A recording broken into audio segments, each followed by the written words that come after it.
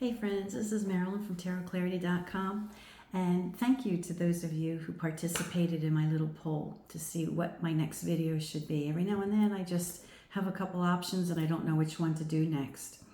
So my choices were comparing two decks, right? And then another choice was to do a demonstration reading with the Zammer Twins Oracle deck. And amazingly, you guys chose to have a demonstration reading with the Oracle deck, which I didn't see coming because after all, this is a tarot channel.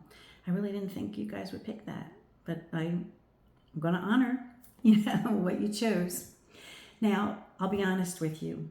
I did another video where I shuffled and handled the cards, and when I went to flip the camera, I pushed the wrong button and I ended the video.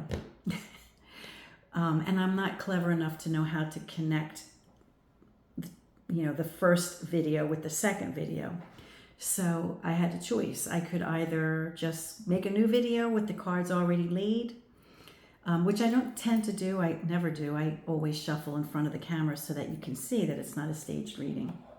But this is the way these are. You just have to take my word on it, I guess, with this one, because I kind of felt like I don't want to do it again because this was the real lay, and I don't want to just do it again randomly and then come up with a completely different video with different cards. So if you can put a certain amount of faith in me that when I went off camera, these were the cards that when I handled and mixed the cards, and when I laid the cards, these were the actual cards. So the question when I decided to make the video was, what's the secret to happiness? Something that we probably all would like to know.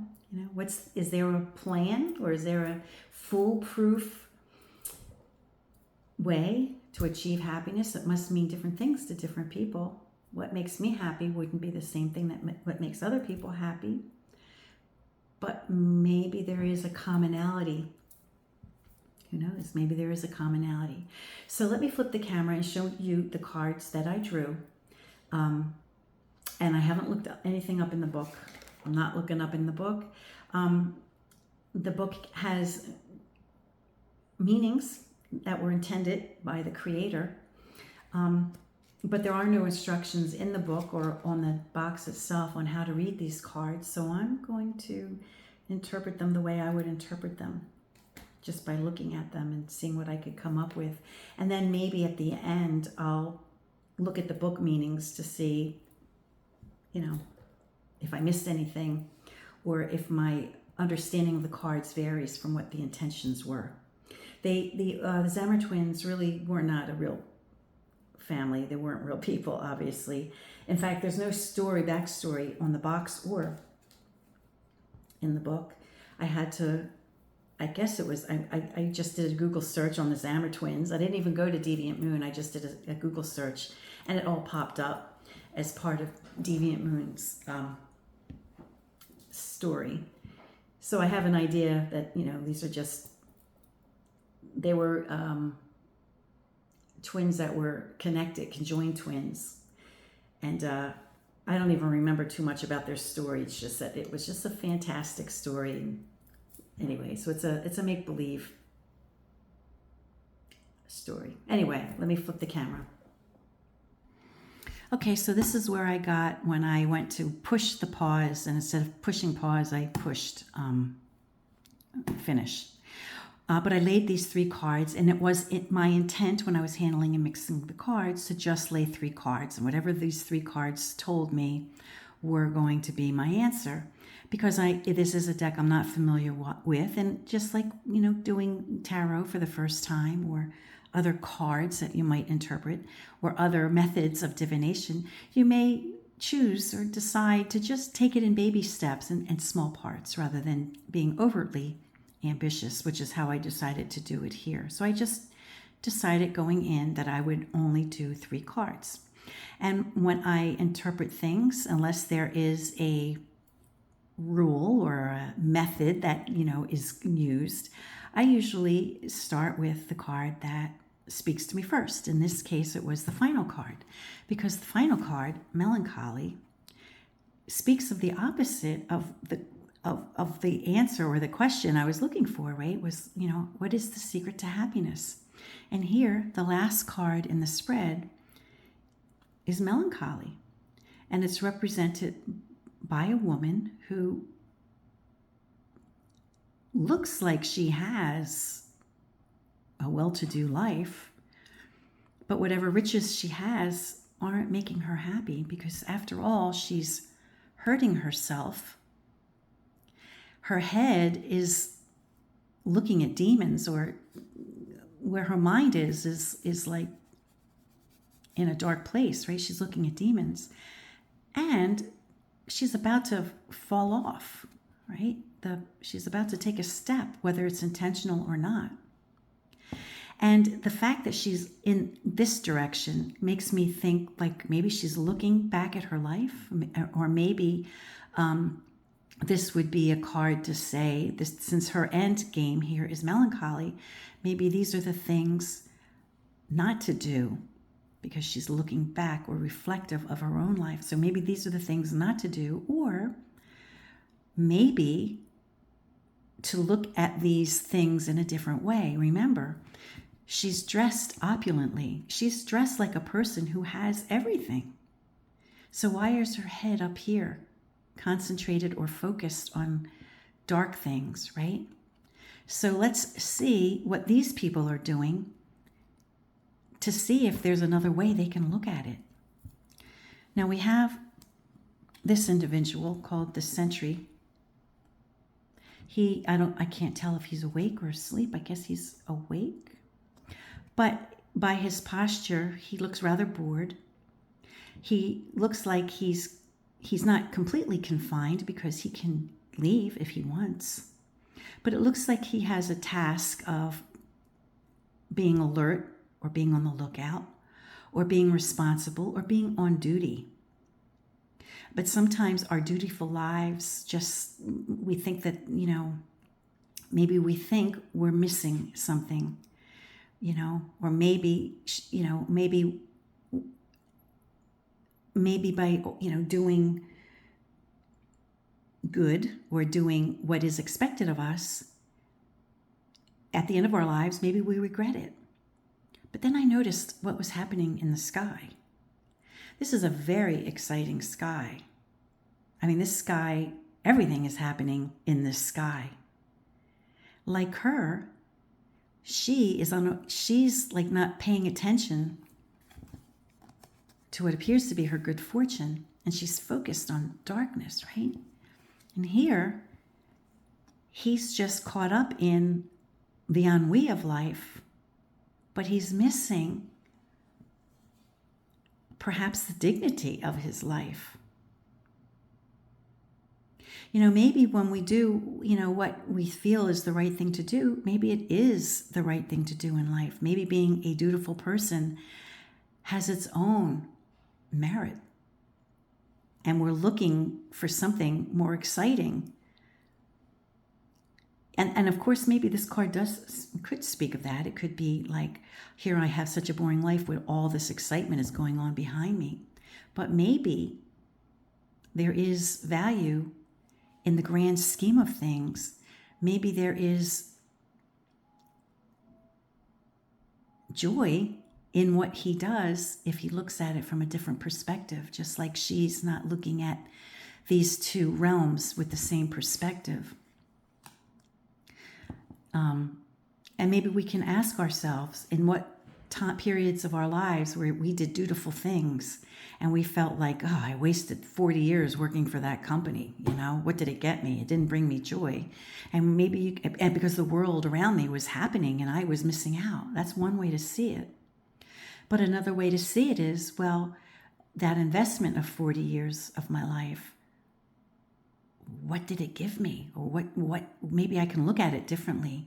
What did it offer me? And what does it still offer me? Looking back on that experience, if I'm out of it, for example, I never worked anywhere for 40 years. I'm just saying as the example. And then I must have picked it up subconsciously that's the 40 number, right? Oh, wow. See how your mind works? I picked up on 40 and I said 40 years, but I didn't even wasn't even thinking that that was card number 40. But, okay, so say this guy did something for 40 years, and he retired and now he feels like he wasted his life. Well, now look at what it makes available to you. Look at it differently. Maybe look at our lives in a different way. Like she is looking at her life in a different way, but she's not appreciating what she had, right? And maybe we don't want to go through life not appreciating what we had and seeing, undermining the value that we bring, and maybe being a dutiful, responsible person that people can count on. What's so bad about that? I know it gets tiring sometimes because you're the one who gets taken advantage of. But in the grand scheme of things, and which is what I think is happening here, is the grand scheme of things, maybe there's a more glorious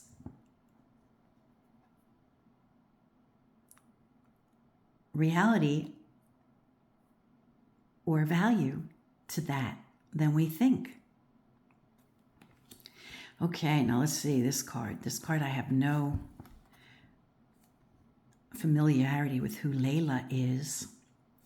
But in looking at this card, she's a woman who's either a spider woman herself, or she's been inactive and immobile for long enough that the spiders have been able to kind of weave a web around her, kind of making a monument of her.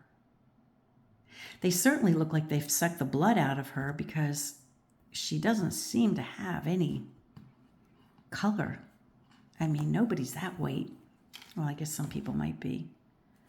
But you see our other fella, his hands and his face have some color. Let's see about this lady.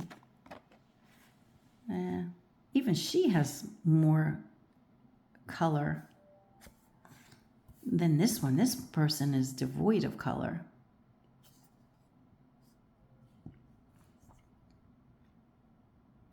So, wow, this is a tough interpretation for me because I just don't know what to say.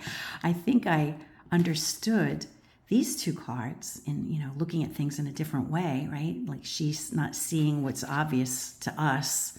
She's seeing things with a dark light.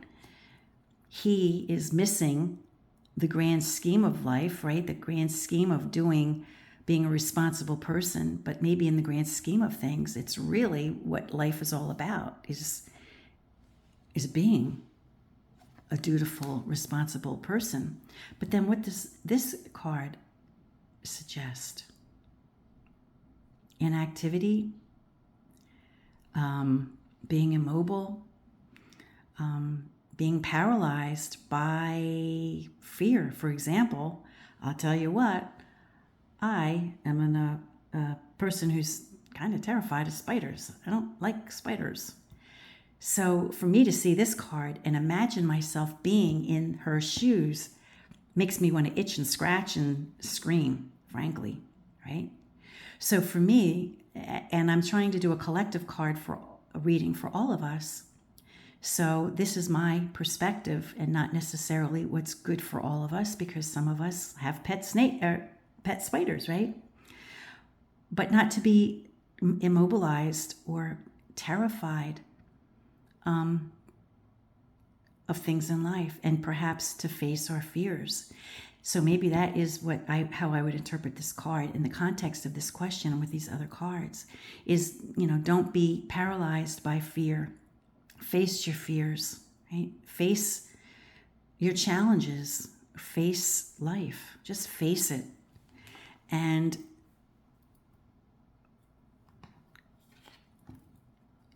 do what you feel is the right thing to do, and recognize that there is honor in doing a life that's true to yourself, right? Maybe you're a person who spent 40 years, because I glommed onto that number, who worked in fast food. And you say at the end of your life, what the hell was I thinking? What was I doing? But for those 40 years, you had experiences that you wouldn't have had in any other place. And maybe you know, it was a perfect opportunity for you because maybe it allowed you to do things that you wouldn't have been able to do otherwise. So maybe just try to recognize and see the value of what you've done rather than just feeling like I wasted my life.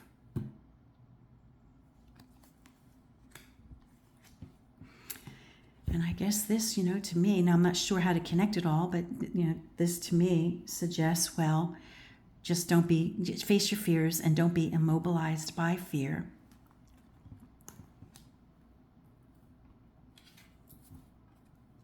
Do what you think is right and, what works for you, and don't regret it. Don't feel like life is missing you by. And if you do feel that life is passing you by, then maybe take action so so you're less like her, right? But also recognize that, a life well lived definitely has value.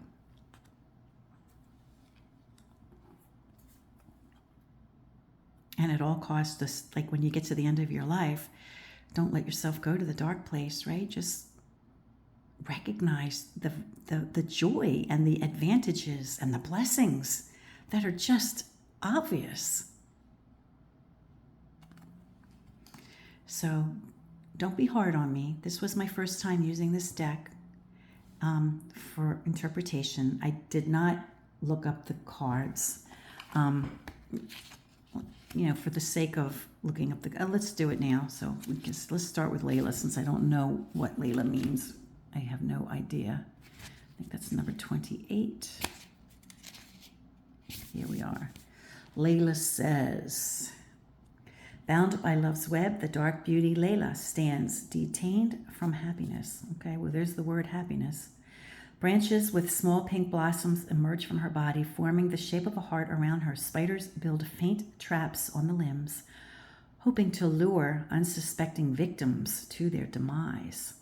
So the meaning of her in the book is quite different than how I interpreted it. The upright meaning, a femme fatale, unrequited love, a jilted lover, someone who may be lovesick or stuck in a bad relationship. So that brings quite a different meaning, right? If I were to have interpreted the cards based on the meaning of the card and the backstory of the card, I would have come up with a different meaning altogether. So maybe we do want to know familiar, just like with tarot, it helps to know the origin stories, right? I think it's good to interpret cards based on how you feel about them, or, let the cards speak to you. I think for the first time, whether you're doing tarot or any other method, let the cards speak to you and see what you get from it. But at some point, I think it behooves us all to understand the origin story. And even if this is a made up pretend story, it's still the backstory, right? So a loveless romance, empty promises, seduction. And then if we were inclined to read reversals, it has a reversed meaning, realizing you have the strength to break free from a bad situation, getting over heartbreak, seeing through the seductive charms of another.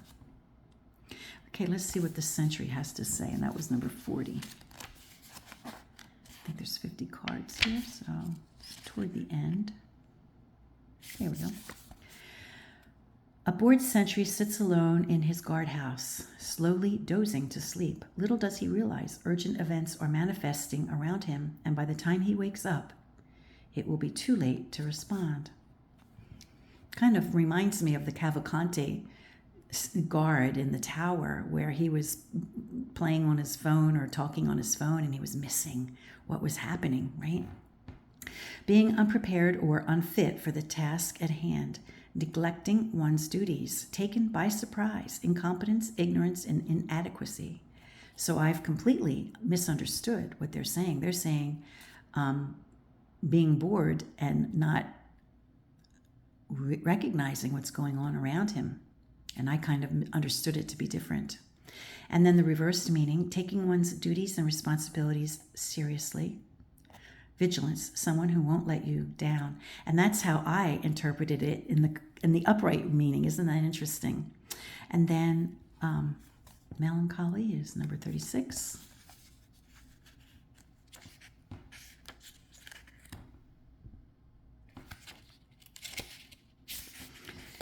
And it says, feeling overwhelmed by dark emotions, a beautiful young woman stabs herself in the chest as she steps over a high precipice. No longer able to see life's beauty, she tosses a note to the wind before plummeting down to the sea below. And I completely didn't notice that she had a note. Upright, a sad or gloomy outlook on life, feeling moody or having a heavy heart. Unshakable, dark, or morbid thoughts, a tragic state of mind, depression, mourning, self-torment. Well, I kind of got it, although I was focused more on what's obvious that she has versus where her mind is, right? Reverse meaning, dark moods lifting, retaking charge of your life, finding joy again, realizing things aren't as bad as they once seemed. So there you have it. That was my first impression reading. Certainly knowing what the meanings of the cards are, if I had, known or, made it a point of knowing the origin stories to this deck, I probably would have, interpreted it a little differently. But I think my interpretation is valid for me until I know better. Once you know better, you do better. But when you don't know better, you do what you got, what you can work with. And so that was my interpretation of the card, of these particular cards. And I'm sure you guys probably came up with all different kinds of variations, and I'd be happy to hear what they were. Until next time, friends, peace and stay well.